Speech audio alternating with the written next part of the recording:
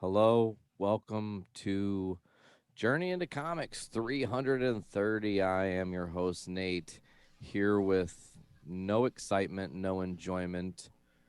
Uh, Not happy to be having to have this conversation in the world that we live in, but yet here we are. But before we dive into that conversation, joining me today on this quest that I feel we are taking is staples of the show. Welcome back, both Brando and Tyler, to the show. How are you guys doing? I'm tired and angry and uh, dealing with everything else that every other American is dealing with. I mean, I'm Th- on medication right now and I'm still like maximum anxiety. yeah, It's not necessary, you know? totally. What about you, Brando? I'm troubled. Troubled, yeah. I'm deeply troubled. I know here on this show we like to take you out of the real world crap. Let's dive into stuff that's cool, nerd, and geeky, and let's have fun and dive into into the world of comics and video games and TV shows and stuff that we just like fill that void and occupies our minds that we don't. This is the show that you can go to not think about all that stuff. Yeah. But there comes a point in time where significant moments happen that it we have to address it. Because I feel like for us to carry on in this moment without talking about it ourselves, without talking about it with our audience, I think it it seems to try to like distract and lessen its importance. And I completely understand if any of our listeners and viewers and all that stuff on podcast services all around the globe, if you guys don't want to hear this, if you guys don't want to talk about this, think about it. I understand. I We'll completely we'll understand. catch you next episode. Yes, absolutely. And I promise you that next episode, Brando, let me just give a little bit of future trip in here. I did just realize the date, my friend. And as we record this episode, we're not quite there, but the next episode will officially be our celebrating our 7 years as being a podcast, Yeah. which is a pretty cool thing. But today we're not talking about that. No, and hopefully when we go to record that episode, we'll be in much higher spirits to want to celebrate that fact. Totally. But the fact is that as this airs last week, something very significant happened to our country. We live in the United States of America. Anybody going on around the world, sometimes we seem like complete idiots with the way that we do our society in our government, and they're not wrong. they No, are not at all. they're not wrong with that sentiment. But here, when I got home from work, and as I always do, I throw that car into park. I look at my phone. The first thing I see is siege at the Capitol, and I'm like, what? And yeah, uh, people broke down the doors of the center, the epicenter of our government. And this has not happened in 200 years.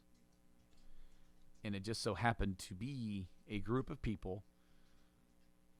See, there's a lot to unpack here, and we're just getting started. There is no free, this is free form. There is no format. There is no notes. We're just three dudes gonna sit here and we're gonna share our thoughts. Um, Walk down our timelines a little bit. because when you look at the group of people that were there, it's so weird because there's the mass group of people and then there's different segments of people within that group. See, that's where it gets really confusing because why are they there? Some of them are there for their own agendas that fall in from the main agenda. Others are there just because they're angry. There are a lot of people who are there and were peaceful.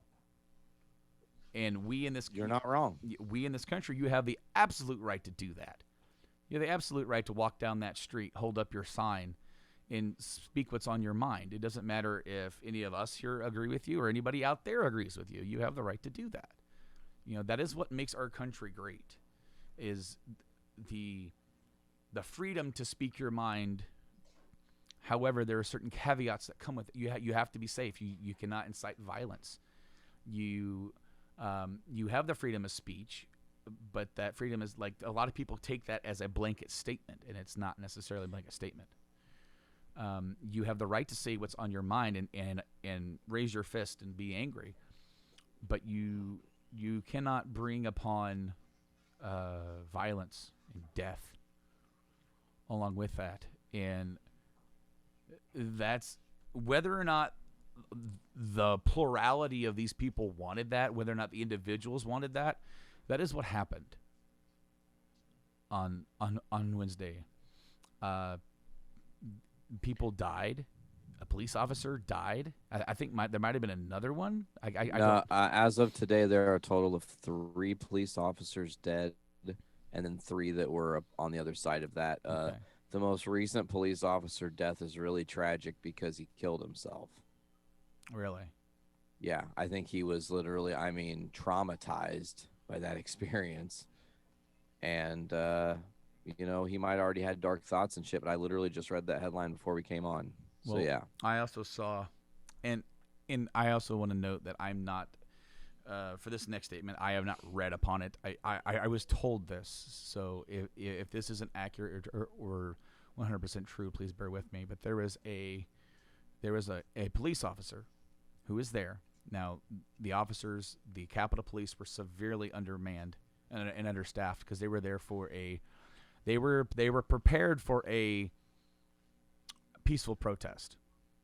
They were not prepared for a ransacking. Which is part of the problem. Yeah, no, yes, and I absolutely agree. They when you're standing outside of one of the most important buildings in our country, but also the world, seeing as how our country plays such a big place and a big factor in world politics, that, when they say the president is the leader of the free world, it's a turn of phrase, but in a way, that's not too far from it.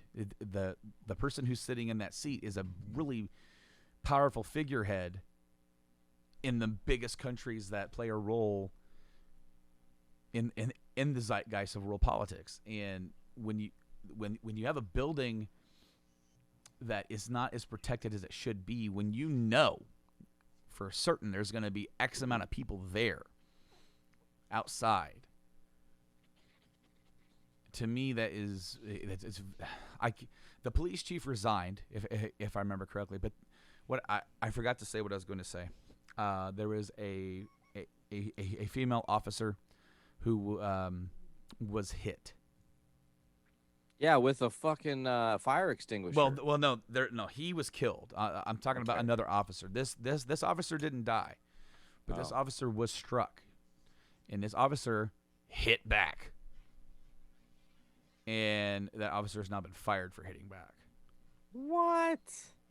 And again, I don't know if that's. I'm not. I heard about it.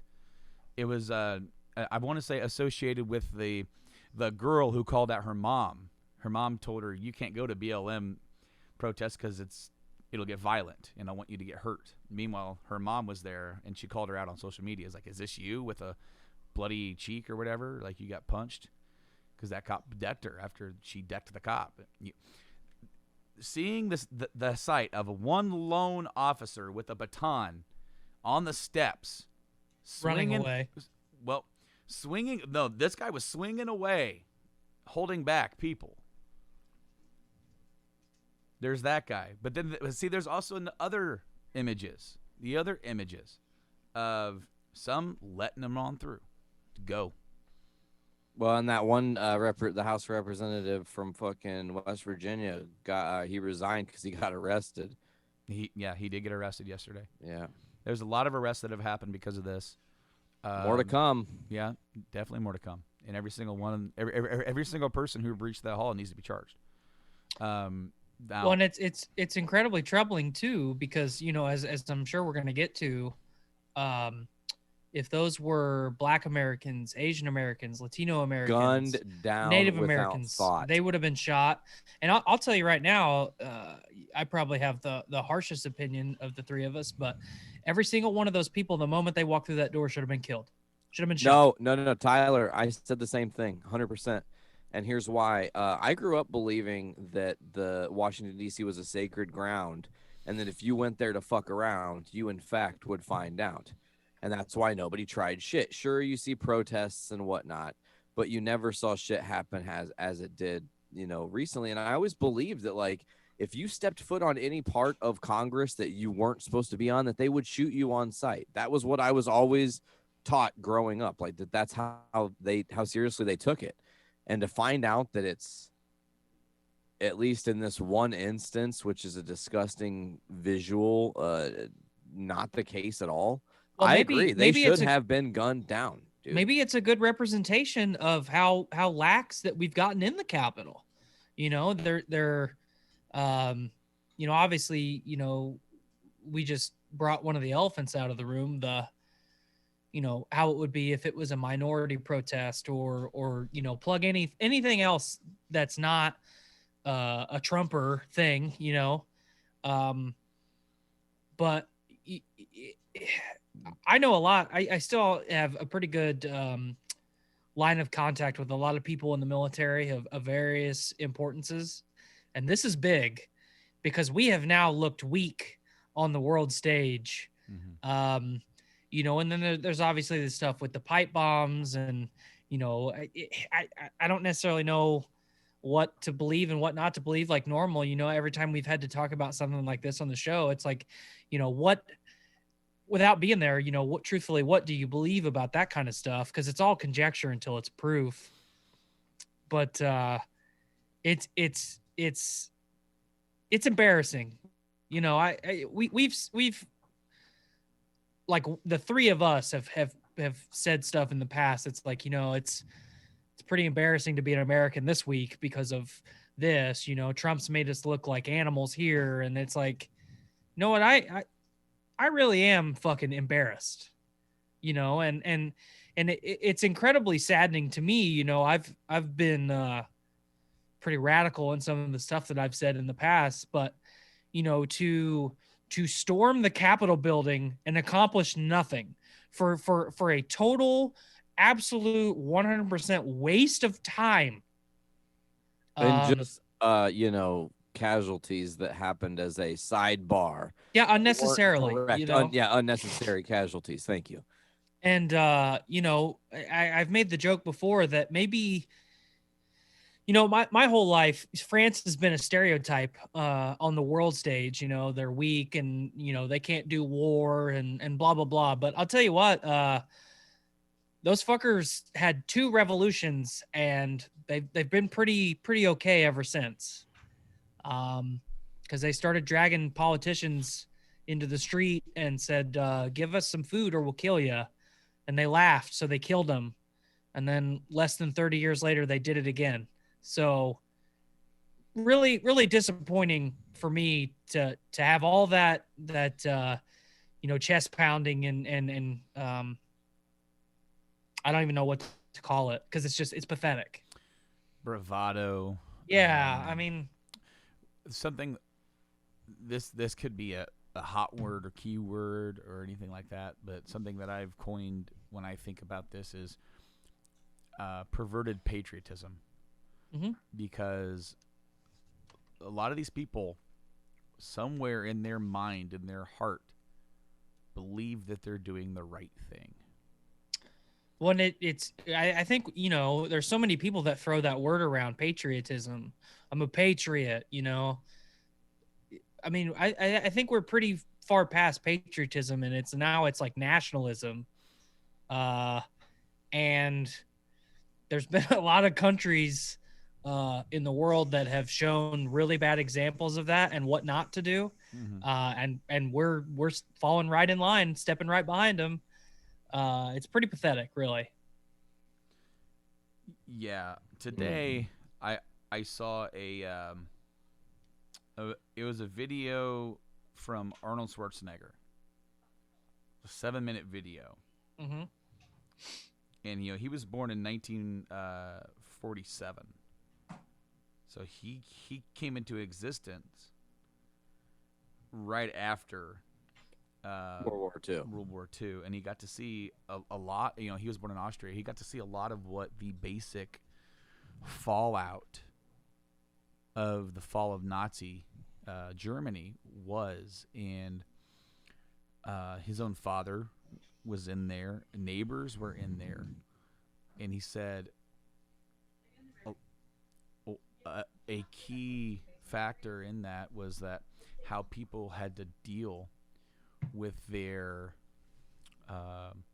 first off, like their battle scars, but their emotional scars and their guilt from taking part in something, because a lot of people, his dad and neighbors included, were led by lies.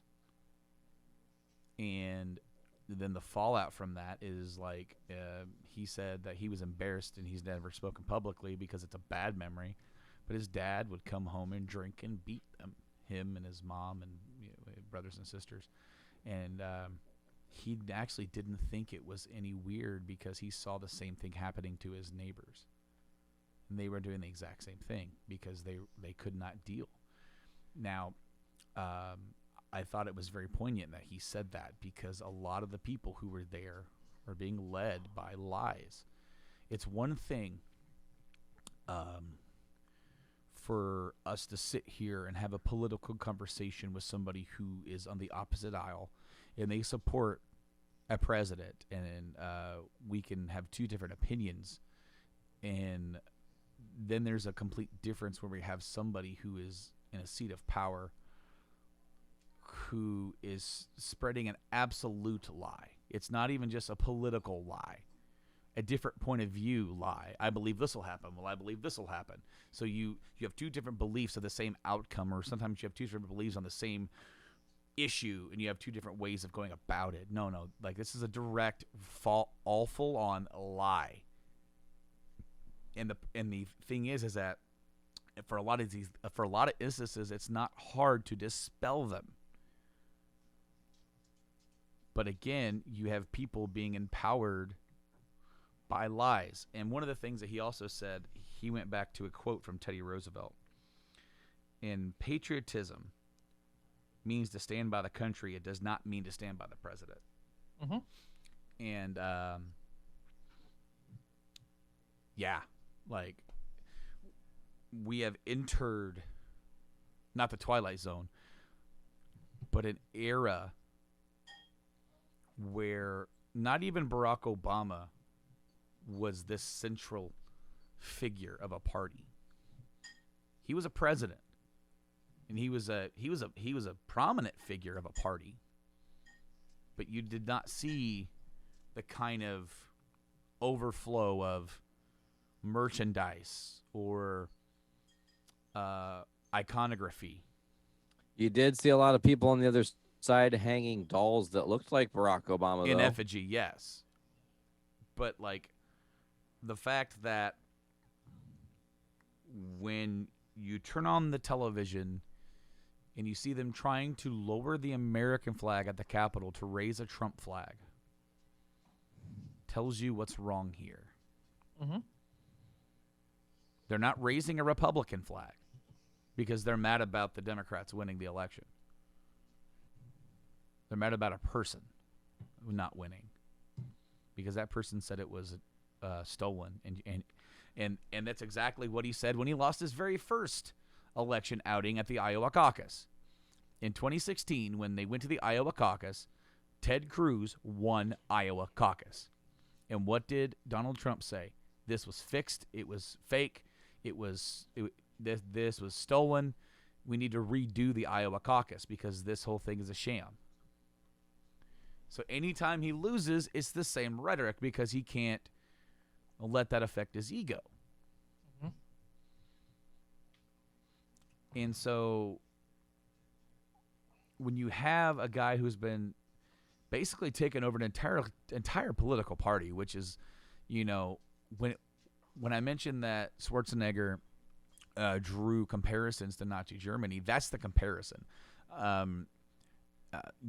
If you want to sit here and talk about the dark side of that comparison, that's one thing. But just on a face value level of a person becoming the face of a movement, mm-hmm. and taking over a party, and thankfully, our institution is stronger than Germany's was in the 1930s, where he was not, after being elected president even, Donald Trump is not in a position to place himself in a position of power to where he can outlaw all other political parties. We at least, as faulty as our system is, have a series of checks and balances that ensure, hopefully, ensure that no single person or entity can do that and take that kind of control. Begs to ask a really interesting question, though, you guys. With everything that happened, with the way we've seen this last 4 years play out, the way we've seen Trump and company skirt the system, get around the system. I mean, we predicted he would be pardoning some of these people that were going to jail for him. He's done it. He's trying to pardon himself before he's even gone to jail, which can't happen. Like, the clock is ticking there and whatnot. Is it time to sit down as a nation and have like do we need to rework our constitution conversation? Like, is it time to really like say, maybe what we thought was democracy doesn't work as well as we thought it was, because these ideas were put so far in the past, and we've evolved as species, not just as a nation. We've evolved as humans, and it's just, I look at the whole situation and I'm just like, there's a lot of shit that just, they fucking found a way around it, man. Trump literally knew he could commit treasonous crimes because he was the sitting fucking president and no one could stop him. Come on. There's got to be something changed. Has to be. One of the things within our government is that as much as anybody on either side of the aisle would love to come in and overhaul everything, you can't. It all change for the people is all incremental.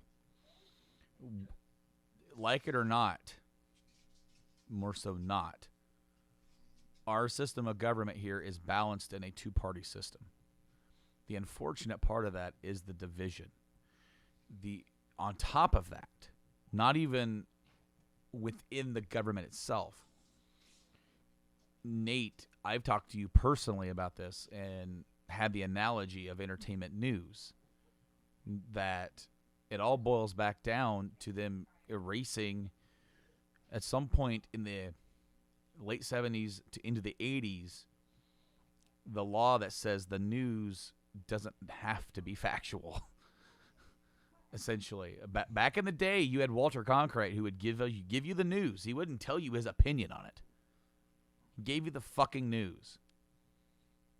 And then there were some powerful people who had a lot of money who wanted to push a news channel with a narrative to get their agenda to a base and grow a base.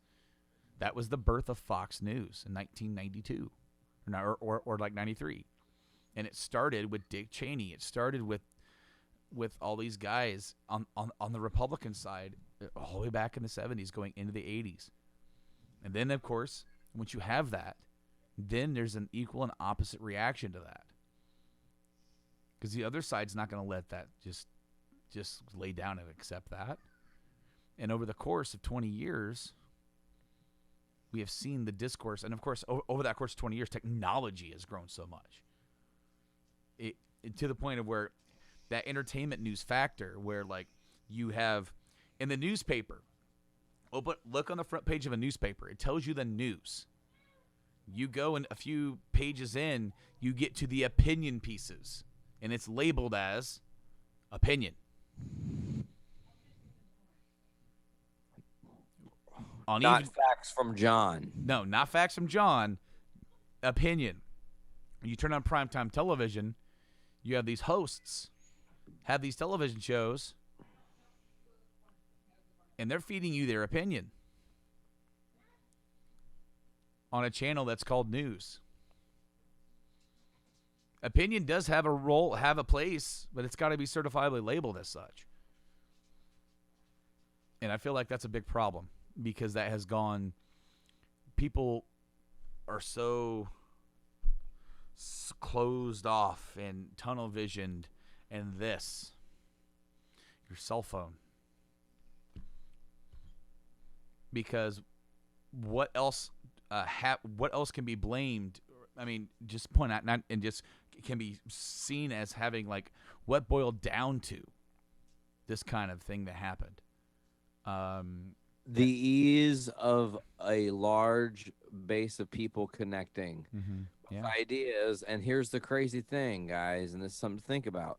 30 years ago or something, if fucking Psycho Bob fucking West over here is in his basement cooking up conspiracy theory ideas, he cannot connect with other conspiracists because they are far away from him and few and far between. So the web is just kind of like this like subtle like wonder of, oh, maybe these conspiracies are real. But now you put fucking Psycho Bob West on the internet and he fucking finds 50 other people that they perpetuate that shit to the point where they get 50 other people who were thinking about believing it into believing it. And this is where we've got the problem. We have a lot of things, a lot of things, because that's a big deal. A lot of people, they don't trust them, just the exact thing I said. They don't trust entertainment news. You have the segment of people who watch the one thing, the one channel that speaks to them and tells them exactly what they want to hear. You have that crowd. Then you have another like the crowd that Nate said that they gather online and they share these ideas.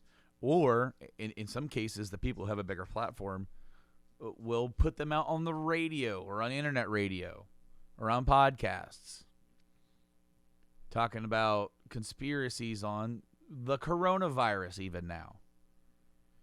Yeah. And it's just, as I said, there were a lot of different groups and people who were there, but they were there because they were invited to be there to try and disrupt our system of government that was supposed to happen that day. People had shirts made up. Yeah. Civil War, January 6, 2021. You fucking with me right now? Like, here's the thing. And I'm just going to take you guys back a little bit as we trek through all this. I worked the day this all happened. And obviously it was like certification of the votes is coming, the big excitement, whatever. I was at home and I started to watch the certification. Right when I left for work, they had just, objected to Arizona. They had officially split and they were starting that process. I drove to work and I was like, oh, I wonder what's going on. And I like tuned in right as it was happening, right as they were evacuating, right as they were breaking in. And I kind of like was watching live coverage while I'm helping guests get their weed. And they like have no idea that this like end of the world shit's going on right next to them. And I've got employees, coworkers that are just like, what's happening? And I'm showing them what's going on at the Capitol and they're blown away. And there's one moment that sticks out. And I feel like, cause we're a comic book show, it's pertinent to bring this up. V and I were standing in the kitchen and we were talking about the day's events. And I just like kind of looked at her and I said, it really, like this time, it really feels like we did slip into Earth 2. Like this doesn't feel like where we grew up or the world we were even raised in. This feels totally foreign. It's a weird cloud over the entire sanctity of our system. And I can't shake that feeling, you guys. It's really weird. Well, that's exactly the same kind of feeling that happened after like something like 9/11. Yes. Because the whole air and the mood changed. No, I saw this meme, guys. The memes were okay. On a lighter note, the memes haven't been able to keep up with everything going on in the world. But it was the meme of Ben Affleck outside smoking a cigarette and looking like he is just done and tired with the world. And it said 90s kids after their 10th major, earth-changing event. Word. And it's like, man, we've had a lot kind of happen since we were growing up. And what's funny is that we had we had stuff happen in the 90s, but it didn't nothing on this level, other than maybe the Oklahoma City bombing. Oklahoma City, Waco, Texas would be two that kind of stick out. You had Columbine as a big life-changing moment. That's when school shootings really became the hot topic, and what put the try for change. Obviously, God knows, unfortunately, we haven't successfully solved that problem yet. But to speak on that, the '90s stuff all pales in comparison, because then we moved into the aughts, and as soon as we got right over into 2001, we had 9/11, Yeah. and just to go back, that's a life-changing experience. And then we experienced people we knew and grew up with going to war and doing that, and that's an experience. And it's like our generation has really genuinely been through a fuck ton, like surprisingly. And then the crazy thing is, there's generations that are before us who have even seen the shit that was right before us and before that, and they're still here and they've seen it all. And it's like, man, they're like, oh, I already fucking handled the first plague, and I survived the Depression, and I got through World War II, and handled Korea and Nam, and fucking got through all that shit that happened in the 80s with the Cold Wars. Fuck them. And then the 90s shit, like, they're just done. No wonder some of those old people just want to check out and go to fucking Florida. They don't give a shit anymore, man. But it's really weird though, because to talk on 9/11 just for a second, that felt some kind of way, because like mass casualties, totally unexpected. I still like the lump in my throat feeling of remembering seeing all that happening for the first time, remembering who exactly told me what was going on. And then this feels utterly different because it wasn't a foreign entity coming onto our turf and trying to kick our ass. It was our own fucking people. Yeah. And, history is not going to remember them kindly. Because No. I can't remember if it was Jake Tapp or whoever it was, one of the CNN guys, because I was watching media from across multiple different channels covering it, because all sides were covering it as it was a bad event, and it was not like, yay, we did it, guys, which was thank heavens for whatever. But like Tapper or whoever it was said, Walter Cronkite had the unfortunate duty of saying that December 7th, 1941 would forever live in infamy, and now we're going to look at January 6th, 2021. Not the exact same, but with the same sense of gravity. Did you say Walter? Like, what? You said Walter Cronkite? That was Roosevelt. Said day of living infamy. No, I think Cronkite reported it though. Maybe I'm high. I don't know. Now, Cronkite came a little bit after that. I do believe, but no. Yeah. Roosevelt said it on the radio. Yeah. Yeah, I knew what I meant. You knew what I meant. I don't know why I said Cronkite. The sad thing, and I'm gonna jump in here real quick, is it's only just the beginning, Nate. Like this is not something I'm going to remember, because everything that happens the next 12 months is going to be worse and replace it. I don't know if all worse. Okay. I think that, sure, there's some rockiness, right? And I think that the next 10 days are important. I think that if we can get through the inauguration, we can actually start to heal as a nation, and there can actually be genuine change. The Republican Party is not going to allow us to do that. But they're not going to allow us to forget. But they're not in control, man. And that's the beautiful thing. They're not in control now, and we've got the opportunity as a whole, literally as a whole, so for them to fix problems that are real big. So to talk about the political realm of this in the fallout, I've been following it pretty closely, because I'm wondering what some of these people have to say. I watched some of the reconvening of the Congress of House and Senate after that, and I commend them for doing it, because that, to me, for doing their job. Yes, because because people were like, okay, what's going to happen? We had this happen, and I felt like that sent a more powerful message of like, you're not going to stop us from doing the job that we're here to do, because that's what they would have wanted, is to completely disrupt it and stop it. And so I commend them, even the people who were voicing opposition or objecting. They still stayed, and they still did the whole process, saw through. But to listen to some of them speak, because some of them who may have went in there to object, then abstained and recanted their objections, following the events of that day. One of them was our own senator.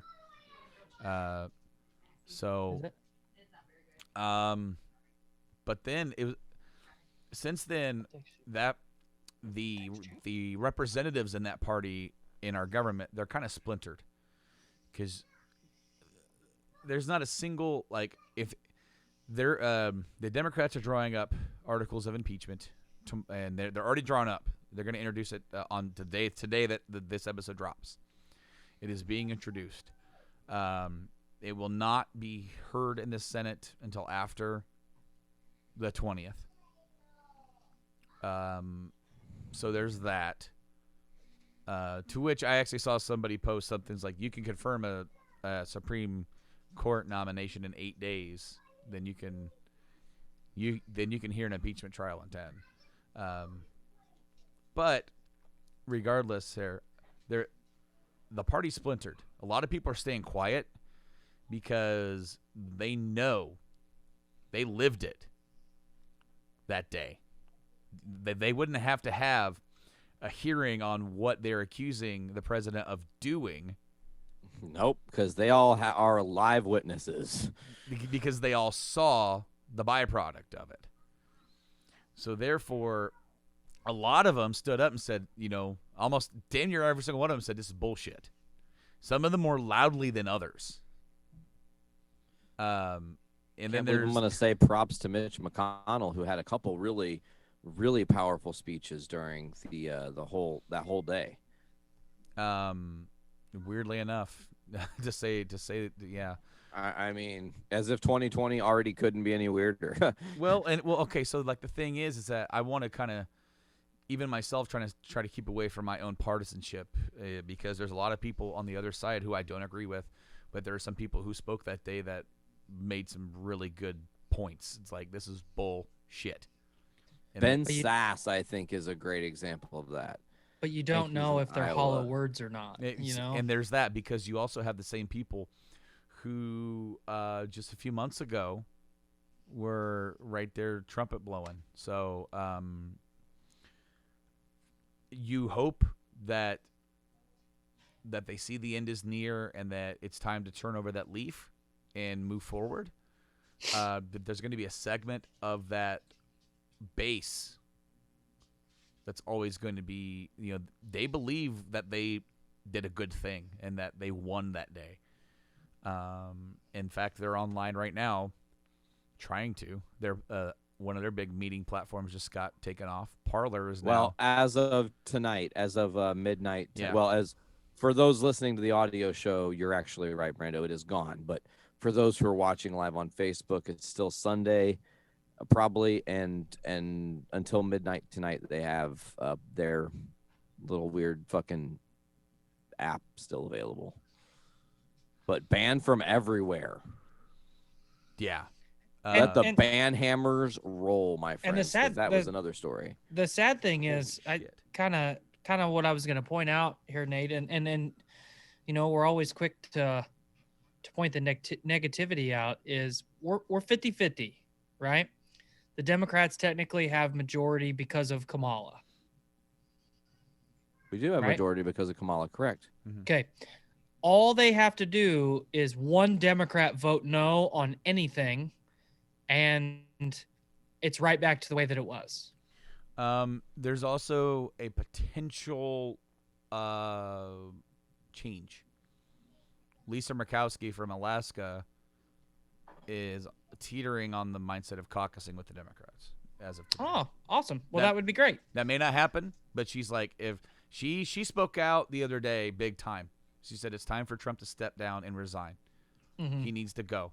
It's over. And if this party that I'm a part of is now 100% the party of Trump, it's not the party for me.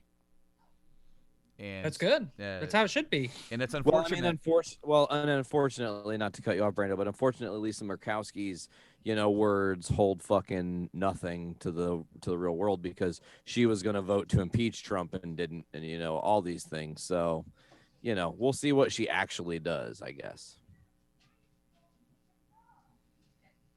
My wife just sent me a cavalcade of TikTok stuff from Parler, and it's hard to read because typical TikTok, they do a screenshot, but it's not 100%.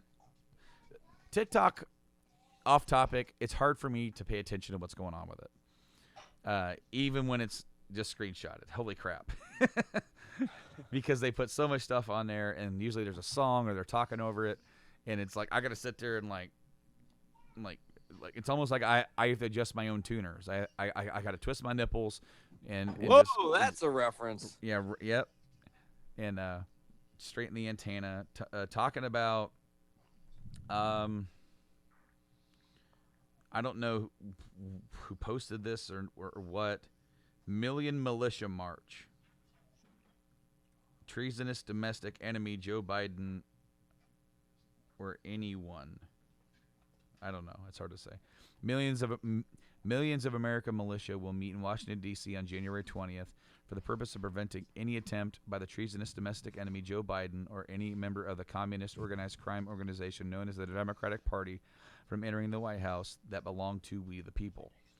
In the event that justice miraculously served by our re-elected President Donald J. Trump and our re-elected President Donald J. Trump is sworn in, the President, the Capitol, and our national monuments will be protected by the proven violent leftist insurgents who have declared war against the United States of America and have been conducting an active insurrection. My God, this is like the inverse. The irony here is thick, bro. I will say this, though. Let them go to the Capitol on the 20th. Do you think that the D.C. Capitol Police and everybody else is just going to let that shit go again? No. They'll make sure this time they're ready. Yeah, but we also, I mean, as you know, as big a proponent I am of things like Thunderdome and Trial by Combat and, you know, just outright violence, I don't want to see, even though obviously they're insane and they're, you know, realistically it boils down to is they're miseducated here. They have been brainwashed, you know. Was the crimes that the Hitler Youth committed their fault? Yes, they should be held accountable, but they were also brainwashed. They were incredible, you know, obviously, you know what I'm saying here. Oh, yeah. So what I would hope is that, you know, the men and the people that are in fact going to show up to this thing, I would hope that they would get there and then they would just have like an epiphany or like a moment of clarity and say, you know what, we fucked up because this is not right. But I would like to see that happen rather than all of them get slaughtered in the street. Because that's realistically what should happen. Well, I mean, if we want to show the world that we're not fucking around anymore, that's how you do it. Unfortunately, democracy has been severely damaged. Like not just like the idea of democracy, because I don't remember. I heard somebody else say it. It was like China can take videos of the Capitol situation, the siege, and show it to their people and go, this is what democracy leads to. This is why communism is a better option. Right. You'll never have this here because we won't let you. Like, we fucked up. Like, and I don't even mean us I'm just talking as a whole. We as an entire America fucked up. First of all, big anger to all the, you know, I don't even know what the word to use is, but all the ineffective, pointless ass politicians in the last 4 years who didn't do enough to get him out of there, because we've all seen this mounting. We've seen his base online saying crazier and crazier shit. And every time there is a thought that is like, oh, wow, this is Trump crazy. Like, I can't even believe Trump would go this far. And you know, his base won't believe it. They do. They buy into it. But they benefited from all that because it allowed them to commit crimes and atrocities out of sight, out of mind. When the spotlight's on Trump, they can do whatever the fuck they want. Exactly. That's why he's in office. Because let's go back in time to 2015. And it's like, you know, you've got the Republicans and the Democrats saying, if Donald Trump wants to run, let him run. He is unelectable. He will not be elected.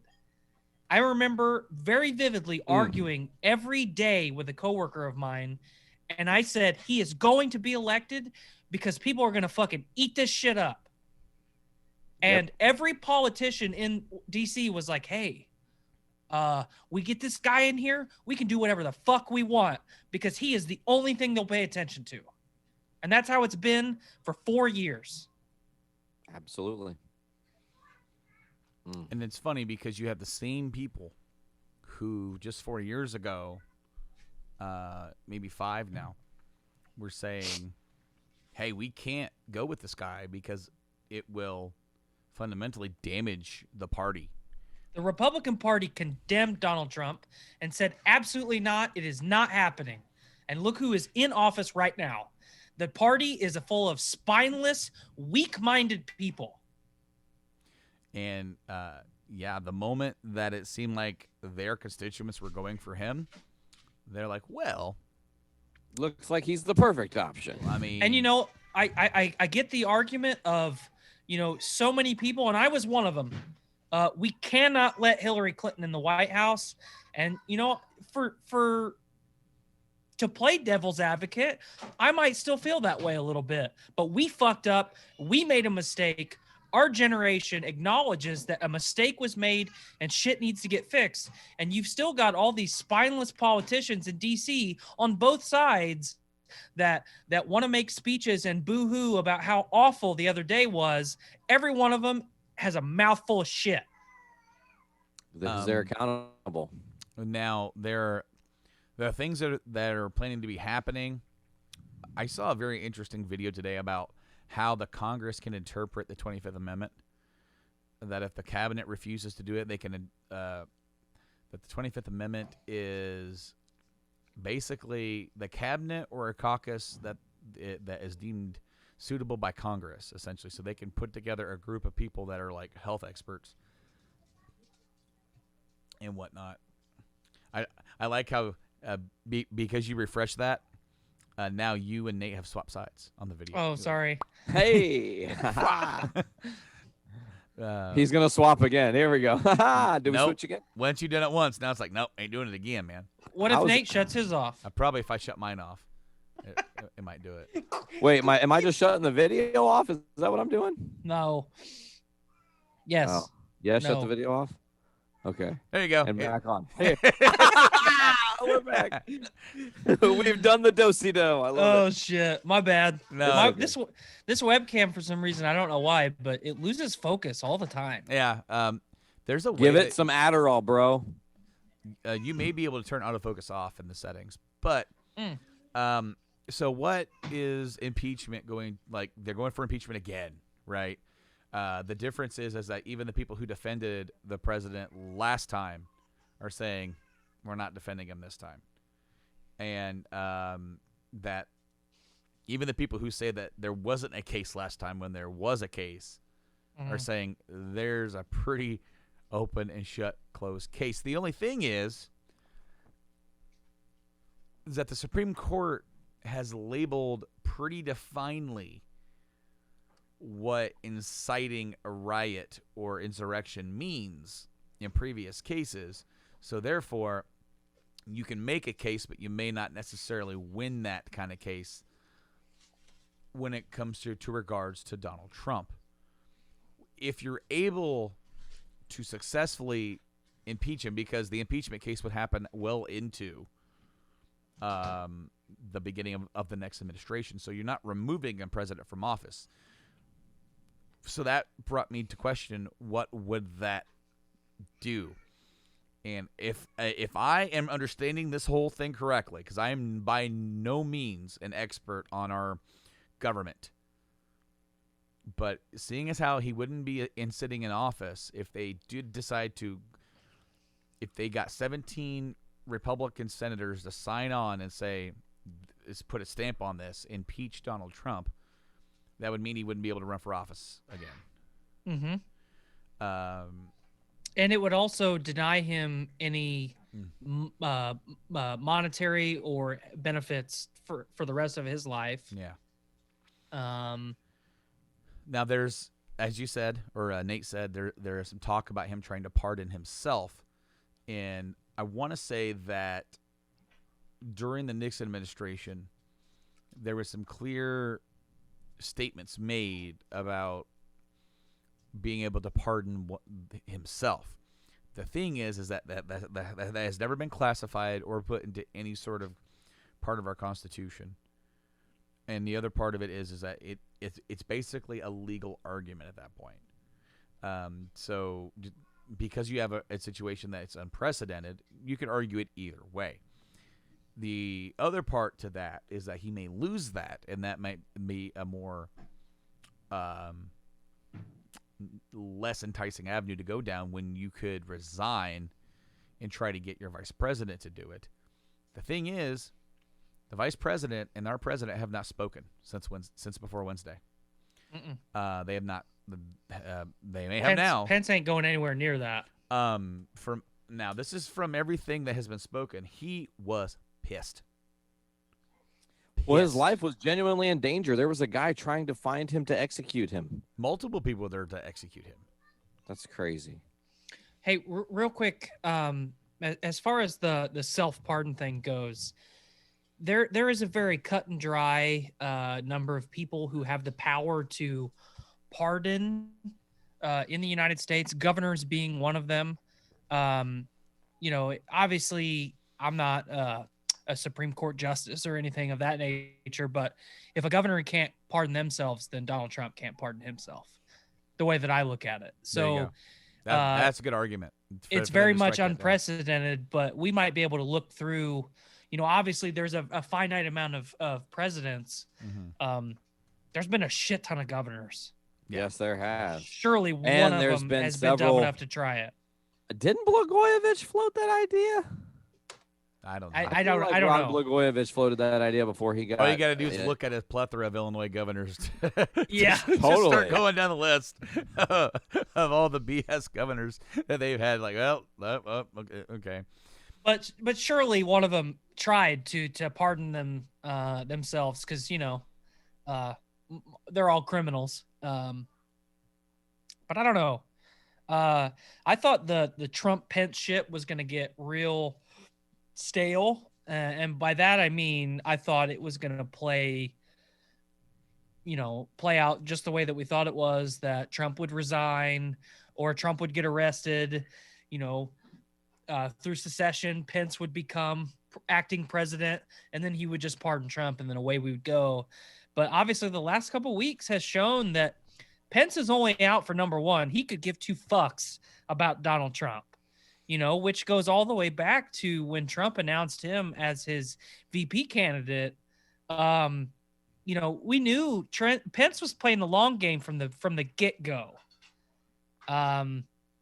He had his little sandbox in Indiana. We can't afford to let that guy be in office. We'll all be getting electrocuted.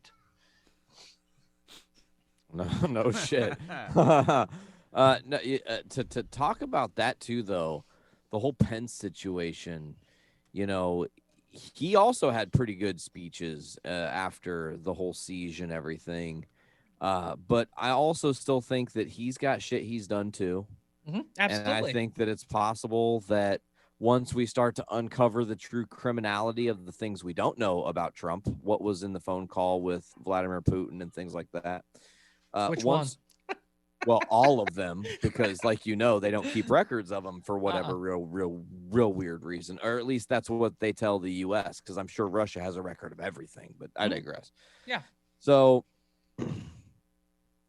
to me, it just seems that Mike Pence kind of still can be fucked by the system that he is unfucking, and then we have a beautiful situation here, and I want to talk about Mitch McConnell for a second, where I think his whole goal hitching to Trump was like, right now, whatever I can do, I can't make the Republican Party look weak or divided, because that's when the vultures come in. That's when shit gets sour. And in him trying to keep the entire ship held together by fucking, Wonder Bread and super glue, I don't know why that works, but he tried really fucking hard, and apparently the wheels have come off now, and it really showed. The Republicans made the fools of our nation. It wasn't the Democrats that were. I mean, and not every party's perfect, and I'm not saying it, but like their inability to act and to see what the president was actually doing for what it was, and not to just get wrapped up in the idea of agenda-based stuff. When it's not just their inability to act, it's their inability to look at an acting issue and developing problems and ignore them. Boom. To outright choose to ignore them. We've heard our whole lives that, if you withhold information from somebody, that's the same as lying to them.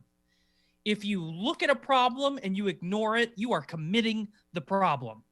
Yeah, you're. If you're not a part of the solution, you're a part of the problem. That's a great old dad line. I didn't mean to slow your roll there, Nate, but no, it's okay. The whole Republican Party needs fucking held accountable for what has happened the last 4 years. So then now I have another question, because I feel like Trump is only one part of the much larger puzzle. You have a lot of these Republicans, senators, and House members who still support him right now as we're talking. And that's not even including, the actual like state governors. How many state governors have thrown their support in with Donald Trump over the years? There's a lot of them that are sitting at their tables too, probably worried about what's going to roll downhill, because where does shit go? It goes downhill. Yep. It goes down fast too. But like, I don't know. It just, to me, I feel like there's a lot more questions we're going to have than answers, because if you determine that Trump is a traitor to the nation and that he incited a violent mob against our own country, which is evident by the evidence that he did, him and Giuliani, just do all the Republican Trumpers get marked and then slowly removed and impeached from office? Is that how they're going to have to do it? I mean, how's that going to work? You're not just going to let them might be a sit little bit in extreme. office, but you're not going to let them sit in office for 2 years and keep Trump rhetoric happening and keep it relevant. You got to stamp that shit out. We'll see. A lot of these politicians will, like as we saw with the beginning, will fall in line when it comes down. When you have a leader who's going to take, because that's what Mitch McConnell is. That's what McCarthy is. They are leaders of that party, and they're the people who have been put into a position to basically call down. And then below the leaders, you have the party whips, who not only is it their job to whip up votes for certain things and to do negotiations with other people in the same party to try and get the votes for the stuff that they want to pass, it's to get the rest of the party to fall in line. And if there is look, the Republican Party in this election kicked ass. Trump didn't. I mean, he still had 74 million people vote for him. And he still lost roughly about the same measure of which he won the previous election. But when you look at state levels, when you look at the amount of seats that they brought back in the House, they did very well, which means that there is a lot of people out there who voted for Republican constituents but did not vote for the president. Yep. And so what we could be looking at, if this were the opposite and Donald Trump was reelected, we would be looking at the next election at the Democrats, the seats that are up for grabs, they would be poised to take back the Senate and possibly make deeper gains in the House. Because there's always a huge whiplash after an election, and especially a major one. And we're going to see what happens in 2022 because and it's going to depend on how these 2 years are. Right now, the Republican Party as constituents are pretty splintered. What I see is going to happen is that this Brando, like basically kind of playing prediction, they're going to eventually fall back into a single file line because they're going to see potentiality to try and gain seats in the House, take back the House, and possibly the Senate. It may not happen, but that way they could at least put some bracers onto President Biden. Because that's what any party on the opposite side would want. It's like, look, if President A gets to do everything that they want, that doesn't work for us. So we need to be able to have our voice in this picture and try to put a few roadblocks in his way to see if we can work together. Now, obviously, that that is the way that our government is supposed to work, and it doesn't always work that way, as basically how it's been roadblock after roadblock. Pretty much, you want to say the last 4 years, but it's been even longer than that. It's been since 2010. Yep, and a lot of that too is what I was trying to point out earlier is, there's a lot of Democratic representatives that are very easily swayed, and can be very easily swayed, to vote right in line with the Republicans. Yeah. All they have to have is one that votes no, and it goes the Republicans' way. And plug whatever person in there you want, and at least in the Senate. Yeah. But we'll see what actually happens when they start to vote on issues. I imagine it'll be pretty timid at first, and they'll just let the Democrats have their way. But once they start to get to some serious shit, I don't think it's going to go, the way that we think it is.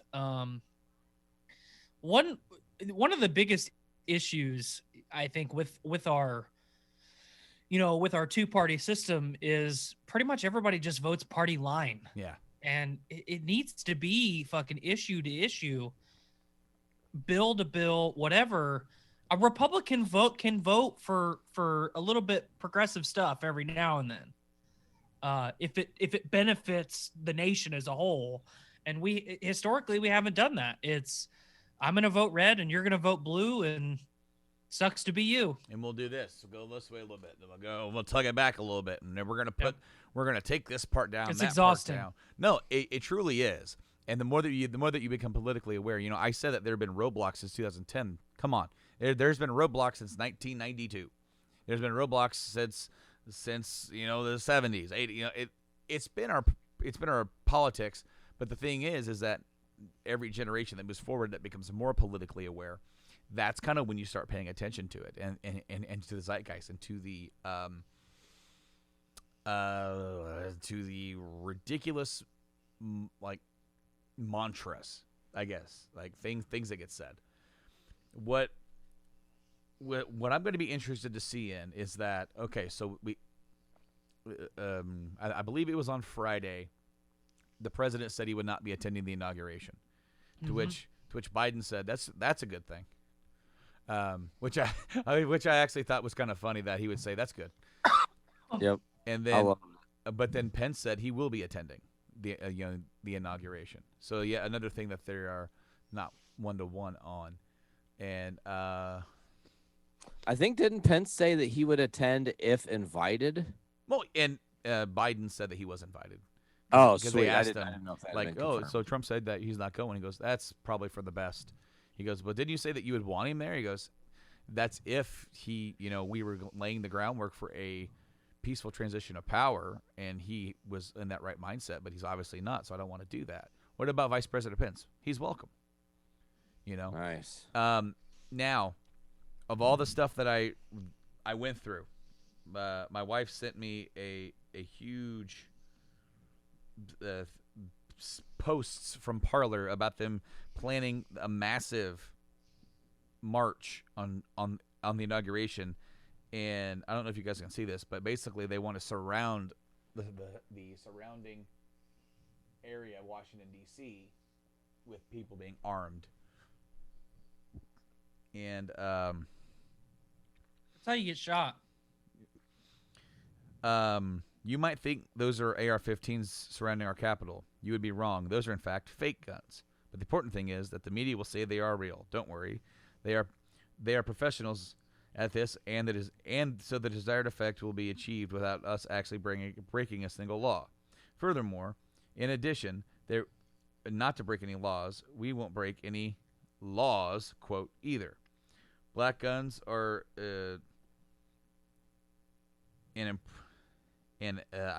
she put her damn face on top of the damn text, and I can't read it. Not my wife, the lady who posted this on TikTok, who got this from Parler. Here we are. Black guns are an extremely important cultural symbol to us, but not unlike the way kente cloths and sombreros are to those other cultures, which are far more important than ours. What? It's saying That's that weird. the cultural heritage of black people and Hispanics. Oh, more important than whites. They're saying it in tongue in cheek, essentially. Mm-hmm. To celebrate the culture we choose to identify with, we shall form a circle around Washington, D.C. on January 20th, 2021 with our fake black guns. But it won't just be any circle. It will be with a circle of distrust. What? It gets even funnier. There will be tons of festivities, including country music. Don't worry. There are no tall casinos nearby. Wow. Way to make a Vegas joke, assholes. And music from other genres. We're waiting on replies from Kid Rock and Ted Nugent. Is Iced Earth going to play? No, they are not. Ted Nugent was recently renamed the Mouse City Madman by the incredibly culturally diverse organized crime organization who suddenly says they are standing up for our republic and our Constitution a lot because they are so obviously communist, and they will continue to trying to gaslight people long after it has become ridiculous. Strict dress code where only items lists are as such possible. Shirts with pictures of guns, hats with pictures of guns, pants or shorts with pictures of guns. All MAGA items are unanimously approved. MAGA items with guns get double points. Like, are they giving away cookies here? Not allowed. Shit, if they're giving away cookies, I might go. Right. Not allowed. No patriotic masks because Vic Freeman says painting the prison bars red, white, and blue doesn't make you free. If you're going to be a patriot, don't half-ass it. Regarding coronavirus concerns, weak animals die. Get over it. Exceptions to no mask rule. Masks are to protect the most vulnerable, so you may bring fetus-sized mask. Did you say fetus-sized mask? Yeah. Okay. More info to come. Click the I will never submit button at the link below but after entering your email to get the least politically correct updates you've ever seen in your earthly life. Now, I also heard that there was a post going around on Parler where, like, you know, I'm someone who's involved within the White House, and President Trump is wanting to pardon every single person who has been arrested and charged for their role. What happened on Wednesday? Leave your name and your address and the crime that you think that you committed below to see, and that way we can get this done quickly. And there were apparently a crap ton of people commenting with their names, so like their states and the crimes that they, hey, I kind of did this that day. So, FBI rolling in on the damn Parler. Hey, do this. God, one positive thing that's come out of this, all my shitbag family that I no longer want to associate with, they all shook their fists at the air and said, I'm leaving Facebook and Twitter for how they're treating our Donald Trump. And, I said that in that accent unnecessarily because these people are all from California. But Hey, I couldn't be happier. I love my Don Trump. Please leave and never come back. Can we just point out, like, our species needs eradicated? Well, yeah, hey, there's aliens out there. We have found Prothean beacons here. Mm-hmm. Hey, what do you think about that? We should know in like June. They gave a part of the coronavirus bill was in the bill. Every major government agency has to release to the public the details they have on UFOs within the first 180 days, if what I read was correct. That could be. I remember seeing some of that, and people were like, okay, so that's important.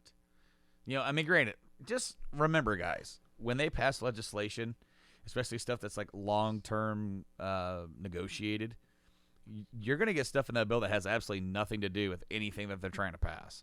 But this is where they can pass it, so they put it in it. Yeah. I mean, look at that health care bill that passed, for the Affordable Care Act. I mean, there is this that's thousands of pages of documents of stuff that you just some guy in Minnesota wanted something. So he's like, well, okay, we need his vote, so we're getting this. Again, you give it to him. No, man. Everything that happened that day, I mean, it was hard to turn the TV off. You know, I was thankful that finally, when the surrounding National Guard showed up, that they got the crowd under control, pushed them back. We were able to get democracy back on track and going. Whether or not you, me, or Tyler, or anybody else out there listening to this or watching agrees with anything that happened, we have a system. And that system needs to continue for this operation to keep continuing. And, you know, there is no reason for the kind of thing that happened, because when you start, as we said at the beginning, there were multiple different factions of people. There were people with a blue stripe American flag, Blue Lives Matter flag, attacking police. Because it's all a sham, bro. It's all a game. The whole entire thing is designed to just cover their bullshit. Oh, the police killed this African-American gentleman. Well, Blue Lives Matter too, man. And then they perpetuate that lie because they're racist. And then guess what? It's not about that. It's much deeper. These people are just genuinely filled with hate. These are hateful pieces of shit, man. I hate to say that. There might have been some people who were just peacefully protesting, and we did see that there were people that were Trump supporters that stayed far the fuck away from the siege. But there were also people that went there to start a war. And it's not acceptable. No. It's not something I think should happen in our country. I think that it is, again, damaged our democracy greatly, and we're going to have to take time to heal from this. But I will say, and I think maybe this is, you know, Brando, you and I have not talked about the one real elephant in the room. And I need to get your thoughts, because I haven't shared my thoughts. You haven't shared your thoughts on the John Schaefer situation. Yeah. Because, man, like, God damn it, bro. All right. So politically, I've never really been inclined to agree with him. What's weird about his situation, and that's why I said what I said earlier, because there is some segment of truth to this statement. There were other people there in different groups that weren't there just for you know, they had other minds, and that's where that perverted patriotism comes in. It's people believing in a rabbit hole, basically diving deep down into a rabbit hole. I don't whatsoever support what he did, because I feel like he's wrong. I feel like he has been misguided. I feel like he has been lied to. Just like the Schwarzenegger thing that I said. He has never. Now, here's the one thing I will say about him, and I'm not defending him. He has always been a straight up dude. You talk to him, you get this. He's always straight. It's a bit different. He's not the guy that's going to be like I don't even know his name, but the lead singer from Trapped, who's going out there spouting off on the Trapped account with his, and then hiding behind his keyboard. Yes, no. No, John's never done that. He has his beliefs, and if you want to talk about it, he will talk about it. But like, you better be ready, because it's a rabbit hole. You know, do I believe that our system is fucked up and there's corrupt people in there? Yes. So me and him agree on that. Do I believe that there's a shadow organization that is looking to oust a president that that they believe is actually going to try and damage their grip and bring about a one world government? No, I do not believe that. So that's another thing, you know, conspiracy theorists, the Alex Jones of the world, which before we got on the air, I just saw a clip of him basically calling QAnon pieces of shit, which is hilarious. At this point, yeah. Well, I mean, it's just like, what's really unfortunate about the whole mess is that John has written a lot of music that has moved me emotionally. Not politically. There's not much of his not much of his politics in his music. When he's at his shows, when he's up there at the microphone, is he pulling Kid Rock or Ted Nuge? Just like we mentioned, is he? No, he's not doing that. He's there for music. He's there for metal. He's there for fun.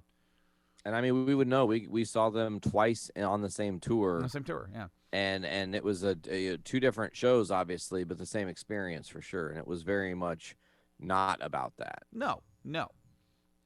He so that's where it hurts, and it feels almost kind of like a breakup.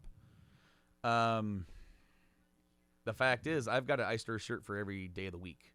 And I feel like, much like other symbols or flags, that is going to be changed due to his action. He wasn't wearing an Ice Earth shirt. He was wearing a 76 shirt. And here's the kicker. He has never outright put his position in support of Donald Trump, but I think there's no doubt that he supports Donald Trump. He was wearing them on on the back of his vest. So within that, there's a rabbit hole, there's a whole cavalcade of rabbit hole perversion there, perversion patriotism, and he is 100% undoubtedly wrong. There's other guys that have been in that band, past and present, that are great people, and we just gotta the other four current members put out a joint statement yesterday. And Hansi put out a statement as well. He's from Demons and Wizards and Blind Guardian. I haven't seen Hansi's statement. I saw the other guys. No, I mean, he's shocked and appalled. Doesn't condone violence, and he's like, but for right now, until there's more news, please respect that I'm not going to see anything else, because obviously, Hansi's over in Europe and that shit. I have no doubt that the other Iced Earth guys got together and talked. They might even talk to John. I don't know. We don't know. We know that he is being sought after by the FBI. And as he should, because there's one picture of him pointing and yelling. Can you point and yell? CNN used to talk about the Oath Keepers. I don't know if you saw that. Yeah. So can you point and yell? Yes. But doing so, where was he? He was in the hall. So there, you're breaking the law. I mean, that's you need to be charged. Now, from what I understand,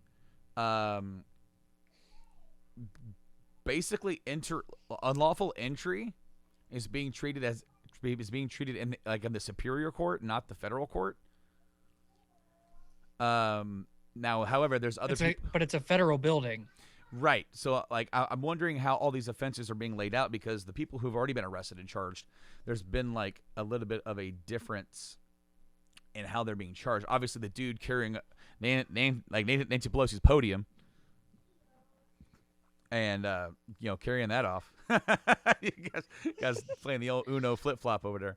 I just saw too the guy that he was wearing a mask and all that, but the guy that came in carrying the bundle of zip ties. Yeah. To hold people against their will, he just got arrested in Nashville. He is a former Air Force veteran, I think. Oh, really? I think so. Now look, that whole music deal, it's a real shame. Well, and I mean, here's the thing. John Schaefer was not the only musician-based person that was there that's in kind of the stratosphere, because I saw that Michael Graves was also there. However, he didn't actually break in to anything. He wasn't, that dumb. But I guess my thing is with the John Schaefer thing is he is just a guitar player, and I know everything that band is built on. Trust me, Brando, you and I know. He's the fucking Steve Harris of Iced Earth, as far as the creation and inception and everything. But I also see that if he goes away to prison for 10 or 15 years, that's his music career. That's it for him. Well, it currently, I'm sorry to cut you off. To cut you off. But it currently could be anyway. It all depends on the level of charges brought against it. Yes. Because he could be labeled as let's say you have federal crime charges and everything. He pleads guilty and gets I don't know. I'm not even sure what kind of sentence he would get because we don't know that yet. We're not at that part of this process yet. Could could there be a maximum sentence? And do they want to make examples of these people? If I were the government, I would say yes, make example of these people, because we need to absolutely show that if we're not going to shoot these people on sight, you're going to be in a hell of a lot of trouble for the rest of your life. But I don't know. Could it be 1, 2, 3, 4 years? Who knows? But if that's the case, if he does serve time, there's that career. But also, let's say he doesn't serve time, but by saying this and that, maybe the charges are a bit less. Maybe it's lesser than that. You could be placed on a no-fly list. That band can no longer tour. He can no longer leave the country. He has, there are 2 members of that band that are, one's in the UK, one's in Canada. So like effectively that whole thing is done. Neuters the band. It does. It absolutely does. But what if they replace him or just continue on and change the name? I mean, if they want to continue on and form a new project, that's awesome. Do it. You and I have met Stu. We are friends with Stu. Yes, I actually messaged him yesterday just to see how I haven't heard back yet, but I'm sure he's inundated with shit, Well, I mean, yeah, he's been. A lot of people are coming at him, and a lot of it was silence. Why aren't you saying anything? And I can understand why you would be silent. Here's a guy who you have seen as your brother, guy that you've like last 10 years you've been like this with him. We've been like seeing you at the Capitol, Brando. Right, and it's like you've had these conversations, whether you do agree or you don't agree. Here it is in action, and it's like. You don't want to go out there and say anything off the cuff, especially when it comes to business, because there's a business here. We have other people in mind here. We have other people in their families. On one hand, if you want to stake your fork underground and definitely say that, that's one thing. But for anybody who's going to stay quiet until you know everything, because us here sitting here with this situation, we don't know everything. We don't know if he's not a hard guy to find, because he's not the biggest musician in the world. He's not a Ted Nugent or a Kiss, kind of like where you could just, big celebrity. But because he's known, it would be hard to find him. And and then interesting things have happened. I don't know if you saw this, but there's no Iced Earth merch on the website anymore. Of course, John was probably shipping that out or had, direct contact with the people that were shipping those orders out. Mm-hmm. And the other question now becomes too, Brando, if you're wanted by the FBI, don't you just turn yourself in? And they're going to find you to make it less bad. Now he's a fugitive of the law too. Like that is kind of on top of it. Okay. So it's as far as I am aware, they are wanting information on people in these pictures. And his picture is one of them. Does that make him wanted? Probably, at least as a person of interest, because he's in the building. I mean, and they have footage too. They're tracking what every single person did right now. Absolutely. I'm very upset that I'm not upset that he was there. I'm upset that he went into the building. Let's put it that way. Even though he would be wrong, and I would think that he would be wrong personally for being there, I'm upset that he stormed that building, because I feel like he put other people that work in his organization, including his own family, to the side for that. And that's not okay. That sucks. That really sucks. It's like these people so badly want to be a part of something important that's bigger than them, that's a part of history, that they tried to make a moment. And it was the kid who tries to tell all the pretty girls that he can dance real smooth. And then as soon as he got out onto the basketball court, he just tripped over his own fucking shoes and fell flat on his face, because that's what they did. Sure, they caused a ruckus. Sure, they damaged our democracy, made us look weak. However, they did not accomplish their goals. They did not stop the certification of Joe Biden. They did not, assassinate anyone, luckily. Thankfully. The girl that got shot, okay, no offense. I watched the video. I've seen it. She deserved it.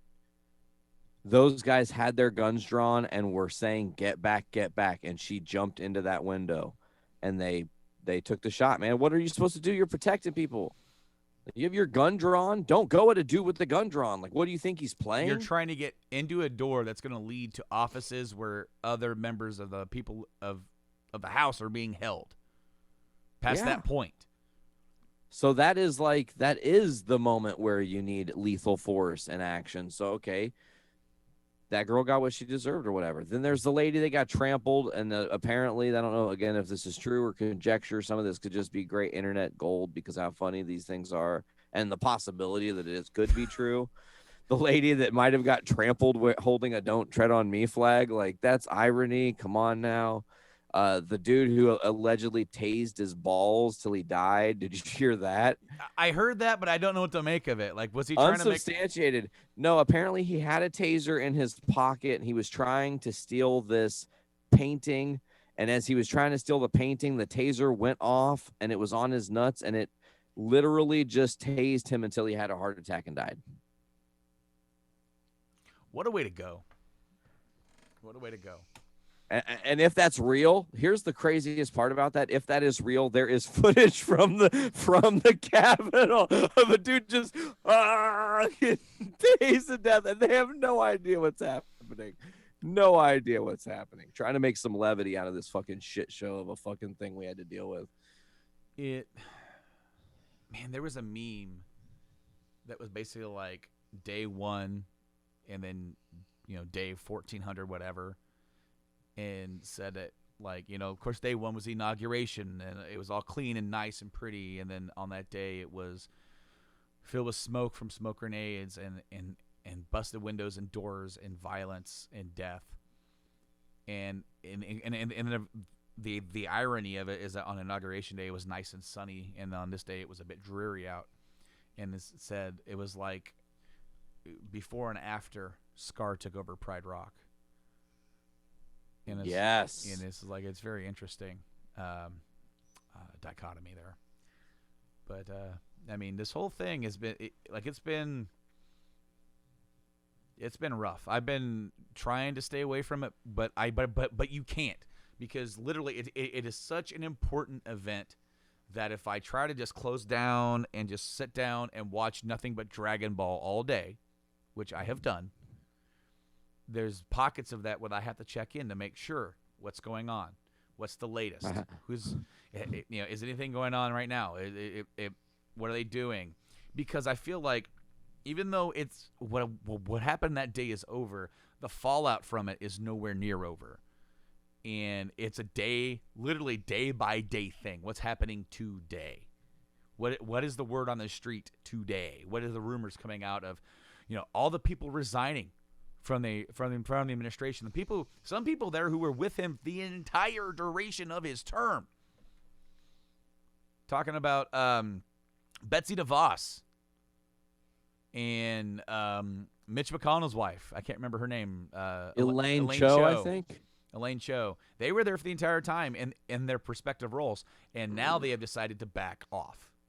There's been also a slew of other people, not just in the cabinet, but Mick staffers. Mulvaney, Stephanie Grisham. Mm-hmm. I mean, the amount of people that are jumping ship now is crazy. But again, it's like the Titanic, and it's the one half just capsized and went underwater.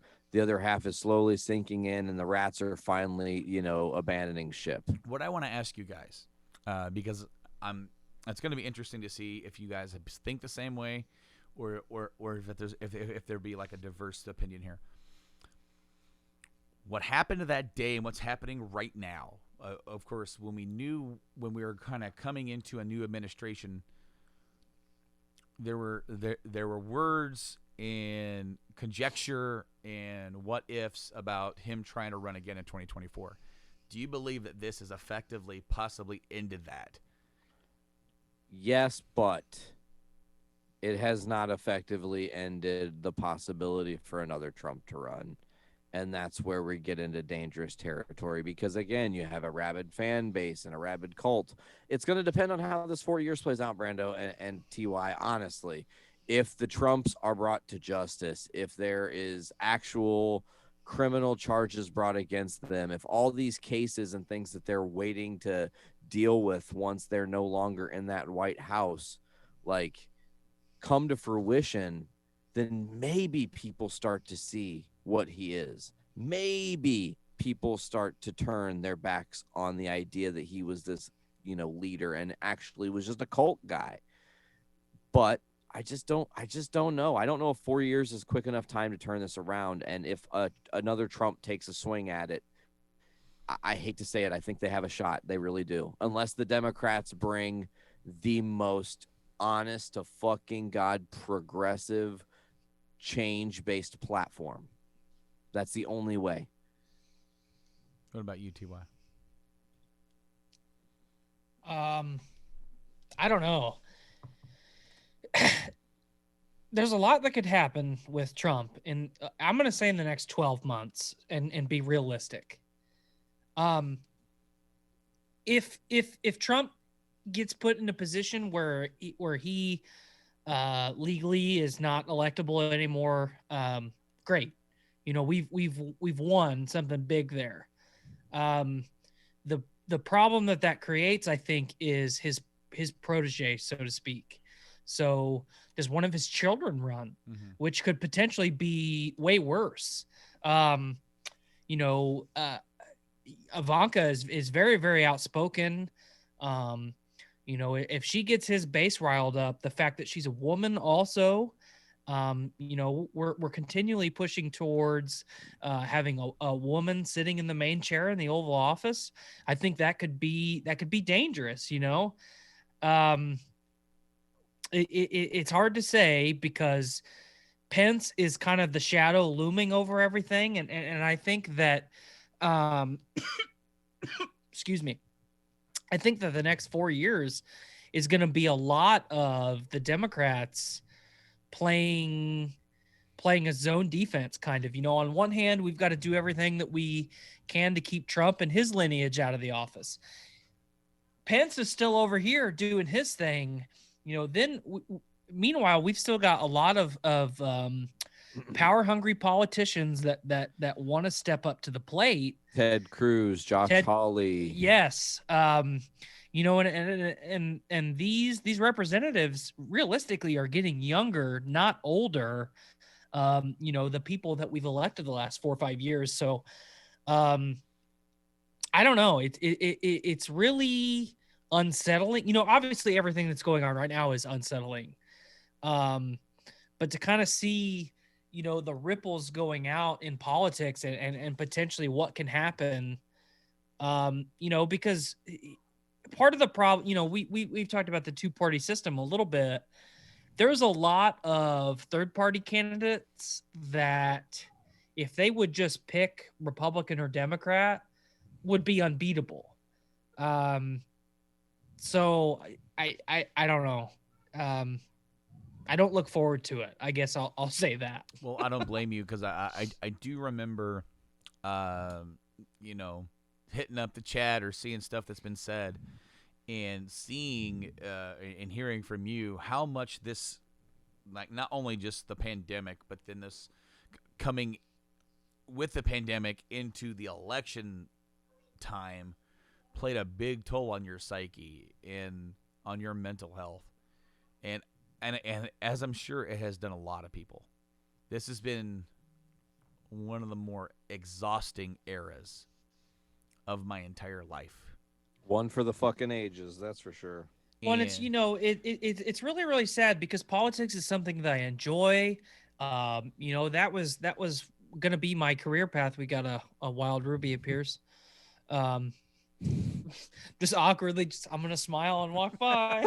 See you later. That was what episode 330 would have been had we not talked about the real shit. That was a live representation of us just skating by the real shit. I at one time I wanted to be a politician. And I've watched politicians my entire adult life give me every reason that I don't want to be a politician. It's sad when you have something that you enjoy and something that should be positive and, is the foundation of why America has the potential to be so great. And you see all the people that are constantly muddying the water, constantly making a travesty and a mockery of of the like the crown jewel, or of what was once the crown jewel, at least in the way that we've been educated. I've always been told that America the Great, greatest country in the world. I don't know that I've ever seen America the Great in my lifetime. Maybe post 9/11. I've talked about that a little bit. But there was also rampant racism post 9/11 that kind of takes away from that shine. I know, that's what I mean. It's hard. It's so fucking difficult to even find the concept of America the Great. I think the real toll that the election has taken, at least this year or 2020, on so many people was we could not get away from it. It was inescapable everywhere. It's inescapable. Yes. I'm driving down the road and you see people waiting in line for 12 hours to vote. And it's like, that's unnecessary. And then it's like, oh man, that sucks for them. I only had to wait in line for 10 minutes. And then you go, you dig a little bit, because obviously, curiosity kills the cat. You dig a little bit, and then you see that, these are minority voters. And, that's still an awful term that we use. They're not minorities. They're people. They're these voters that are having to wait in 12 hours because the politicians that have an agenda went through and removed all of their polling places. So only so many people could vote in the day. That's some gangs of New York shit, man. And it's not right. My dad, who is now my estranged father, who I no longer speak to, for a lot of years he's trying to brainwash me, and it's like, there was a time when I was ultra conservative, and I'll be honest with you, I was on the Trump bandwagon for a little bit. Hello, Ruby.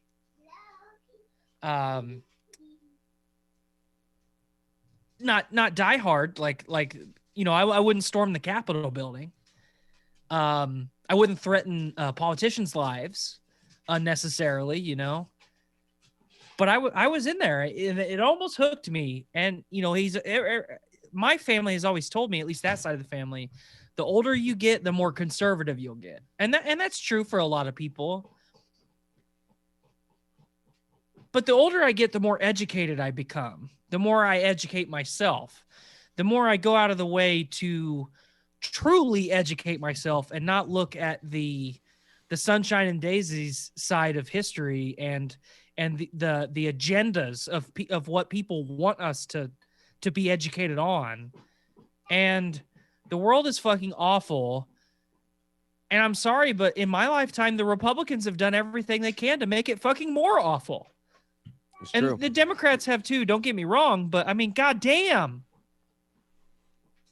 Democrats, though, can admit growth and change. It's in the term liberation, the idea that you're not, stuck in your ways. Conservatives, the idea is that we are this one way, that in 2021, where we've got computer screens and we can talk to each other through the fucking internet and legal cannabis stores and all this crazy shit, that they expect us to still think that it's 1776 up in this motherfucker and that we should still adhere to those same exact laws and rules and regulations. And that conservative frame of mind and the thinking that the white man is the most powerful on the totem pole is silly. The most powerful man on the totem pole is what I have learned is the most educated, or to some people, and this is going to bring everything right back around, he's the one who can fool the most people into thinking he's educated. And that's where we are now with what we've actually kind of experienced. So even though Donald Trump is a stupid, audacious motherfucker, the worst, he's smart enough to bamboozle a fuck ton of people. 74 million people are still, sucking at the cockles of his heart. He's a salesman. Yeah. Yes. Yeah, salesman. Yeah, I just, my heart goes out to those who lost their lives and families who lost people unnecessarily. I strongly condemn what happened. And to anybody who stormed that building thinking they were doing the right thing, you weren't. You weren't. You're on the wrong side of history. And I hope one day we can look back at this moment as a moment that sparked, maybe a long time from now, but it was a turning point. But unfortunately, I don't know if that's the case. I wish, I'm not a guy that wishes ill on anybody. I don't want anybody to die. But every single person that entered that building unlawfully should be charged to the full extent. Mm-hmm. And, that's the cross that you bear. The burden that you placed on other people, that's another cross that you'll have to bear. And our job right now is to move forward. And first of all, like there was something I saw that had a whole list, because we need to hold those accountable and do that. We can't just pretend like it never happened. Right before we went on air, I was showing you these tweets from the Twitter of Death Star PR, where it was just like, well, what do you like? If we do this, it'll further divide the country. We're already divided, guys. That doesn't mean that people should be able to get away with what happened and their part in it. That part comes first. After that, once the people who have to answer for the things that they were involved with, we could try to pick up these pieces and move forward. But it's going to be different from here on in. The game has been changed, and at the end of the day, I hope that we can, wherever we end up in 1 year, 2 years, 3 years, 4 years, in 20 years, I hope that we can look back and say that we're better off now than we were then. No, I absolutely agree and share that sentiment. Incremental change and growth, acceptance. I wonder if there's a bunch of people who did vote for Trump who are at home right now, and the siege was the moment where they snapped out of it and they're coming to grips with themselves. That's going to be a big moment for our country too, is when you have these people who have been, and to talk about the Arnold Schwarzenegger thing, and the rediscovery of self after the brainwashing, and the finding, like, how did I allow it to get to that crazy point? I heard, I'm sorry. My wife has a friend that lives in South Carolina, and her dad is the biggest conservative Republican dude, huge Trumper, and he's pissed about what happened. And I guess he had a friend over, and they started talking politics, and his friend started, of course, in South Carolina, his friend started talking shit about Lindsey Graham, calling him a turncoat and a traitor, and the dude kicked him out of his house. There you go. It's like, and no, not, and that's not to say, we mentioned earlier that Lindsey Graham, dude, he turned sides. He's turned heel and face more than the Big Show has. So hey, so it's like it's no surprise there, when it's gonna seat his political gain. Sure, I just hope we can move on at some point and we can be better. I hope we can get good change, and you know what, that doesn't just mean good change from one party. I hope that the Republican Party can grow out of this singular view of what their party has grown into. It's morphed into the party of a cult of personality, and I don't care what side of the aisle you're on. That is dangerous. Mm-hmm. Very much so. And so it's weird to say this, because I wish we could get back to us just complaining about regular bullshit than us having to worry or complain about terror or fascism or power-hungry liars trying to I'm ready to move past that, and I'm ready to get back to my good old fashioned, true blue through and through, good old American corrupt politics. Oh, that's great. But man, honestly, I think that's all I got for today. I think it's about. I think we've covered it. Any more, and we're just kind of beating a dead horse, or maybe a dead elephant at this point. Oh, I see what you did there. But yeah, guys, no, I wanted to come up. Of course, like this is the first episode that we had Tyler back in a while, and but I wanted to sit down and talk to you guys. I wanted to sit down and talk to our audience. I haven't had a good chance to just talk about this. Yeah, word. I mean, I've had conversations at work, here and there, but literally and like even emotionally, it's still a bit shaking to me that day. And so I'm glad, and thank you guys for taking part. Man, thanks for having us. I mean, it was a lot to unpack, a lot to discuss. I do want to just briefly say this moment in history, just to again mimic another comic booky thing, very much feels like the Marvel Civil War thing, where I feel like our nation's very fractured, and this is, more like the MCU. We're seeing the fracture. We're seeing the two different sides. The line has been clearly drawn, but I do hope and pray, and I'm not really a religious person, but like that we get to a sense of actual unity in this nation, where there's some understanding that we're all just people. We all just want the best for ourselves. You go into these really diverse communities with a lot of different people, and it's beautiful. It's a great thing. And then you get into these real rural areas where it's, unfortunately heavily just white America, and they've not been cultured to anything else. And it's a dangerous thing. And I don't know how to change that, but it needs to happen. And for everybody's sake and for everybody's betterment, because I think the hate of others is ultimately what led us to what happened on January 6th. The hate of others is the root of all of this. Intolerance. Thank you. Has led, like, even more so than hate and intolerance. And unfortunately, for a time, and we're also kind of and not really. You've seen me post, you guys. You know how not cool I am with it, but tolerating intolerance is also breeding intolerance, because you're allowing the intolerant to flourish, and they did for a time. And I do hope this is a turning point, and I do think we have a long way to go to heal, but it's hopeful for sure.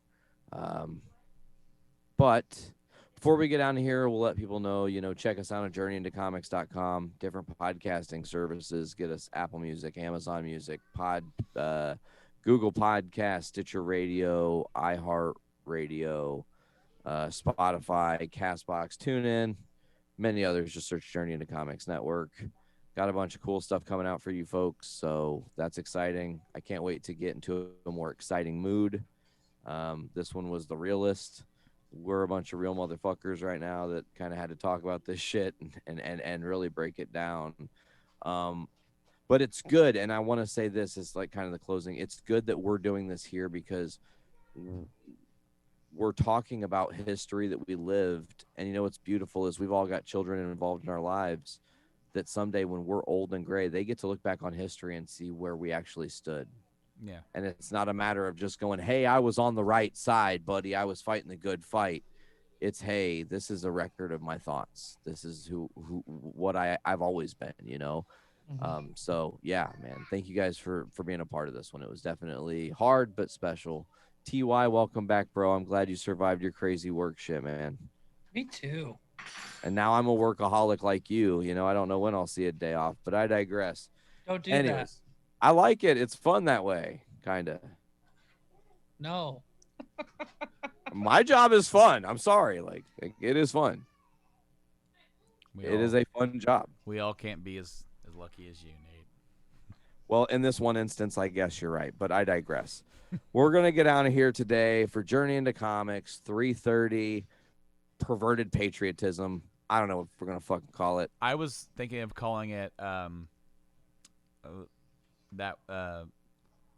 like it was something like like that Wednesday, or like Black Wednesday, or like that one Wednesday, or that Wednesday last week, or something like it something like that. Because I mean, remember last Wednesday. Remember last Wednesday. There you go. That is definitely it, guys. So for Journey into Comics 330, remember last Wednesday? I've been Nate. I've been TY. I've been Brando. We'll see you guys later. I'm not telling you to pop your caps back and all that because I don't think it's necessary right now. Get your brains right. We'll see you guys next week. Later.